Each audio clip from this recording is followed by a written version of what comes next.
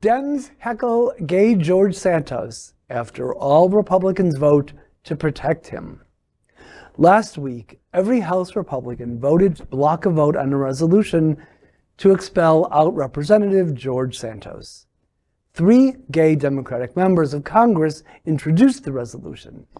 Despite it being dropped, 2 Congress members from Santos' state, Representatives Alexandria, Ocasio-Cortez, and Jamaal Bowman, heckled Santos on the steps of the Capitol. Later, Bowman and Representative Marjorie Taylor Greene argued, and Ocasio-Cortez had to pull Bowman away. Last week, out Representative Robert Garcia, along with lead co-sponsors and out Representatives Becca Balint and Eric Sorensen, introduced a privileged resolution to expel Santos, who has been caught lying about numerous parts of his background and accused of a variety of crimes. Santos still faces 13 federal criminal charges that could get him sent to prison for over a century if convicted. Republicans, though, control the House narrowly, and a vote to expel Santos would require a 2/3 majority, meaning that a substantial number of Republicans would have to support expelling Santos for him to be forced out. And Republicans need his reliably conservative vote in the House because of their 4-seat majority over Democrats. House Speaker Kevin McCarthy said he wants the House Ethics Committee to, quote, move rapidly on this, end quote. A sick queen such as Santos has likely been heckled and bullied all his life. So he's probably developed a thick skin. Or maybe that's just his face.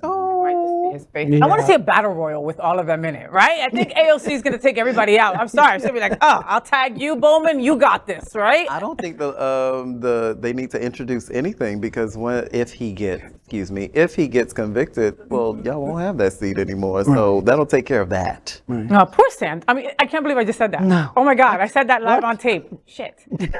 I didn't mean that. It's just, every once in a while I feel bad for how stupid he is. You understand what I'm saying? Where it's like, coño, he gets caught up in his own crap. Yeah, I don't feel sorry for him because he's brought it on himself. Yeah. My humanity says, gosh, it's really terrible what he's going through, except he's done it to himself over and over again. I want to express one thing about the AOC death match. The 2 congressmen, AOC participated in it. Shame on you. And in my opinion, it's unseemly for a House representative to perform the way they did on the steps of the Capitol. It was just unseemly. Shame on them for doing it. And the proof of that is if it was reversed in some way and we didn't support, we supported whatever House member that is being heckled by the Republican mob, we would hate it. Yeah. I just think across the board, we've gone too far. And so I make that observation. The other thing that I would, so that's my criticism of AOC and the other congressmen that did it. Now to the vote. Why is the vote important? The vote's not important. It's just not. It is not important. It was only symbolic. And I just make sure that all of us are aware, and at least from my observation, the vote was only to demonstrate where the House is. But there's no question, all of these federal charges coming, it's going to be a disaster. His career is likely over. It's just a question of when it's going to catch up to him. But the issue is every single Republican said, we're not even going to discuss him being removed from the House. Right. And that is only because of the politics that are at play here. It was only symbolism to see, are there any Republicans that say you go too far on something? Well, apparently not, because that's what January 6th was all about. Yeah. And that's what we watched over and over with Donald Trump. At the end of the day, so it's symbolic, it means nothing. The one thing that I do think is interesting to me is if the roles were completely reversed, would the Democrats do the exact same thing? No. And honestly, no. I don't think that they would. No. I think that there would be a lot of progressive votes, a lot of humanity thinking votes would say, nope, we're getting rid of him. Yeah.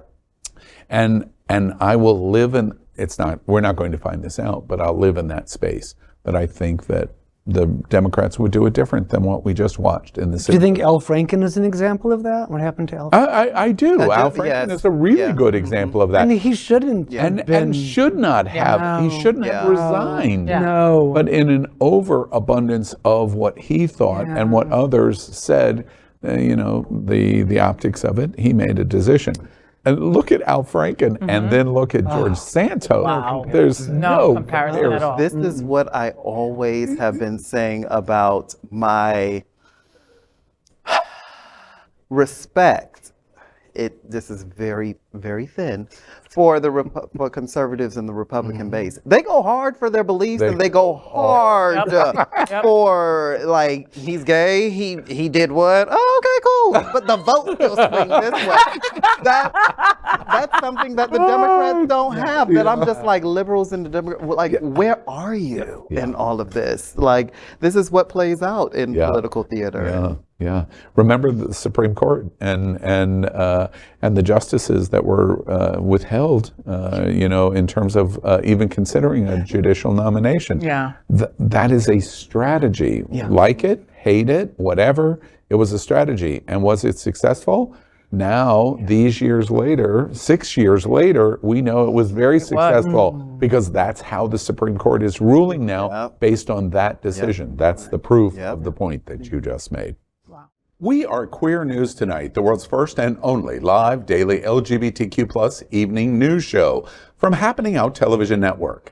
In the model of PBS and NPR, we educate, inform, and entertain by supporting the 10 pillars of the LGBTQ+ community, with more than 100,000 a week watching on Roku, Apple Television, and other channels.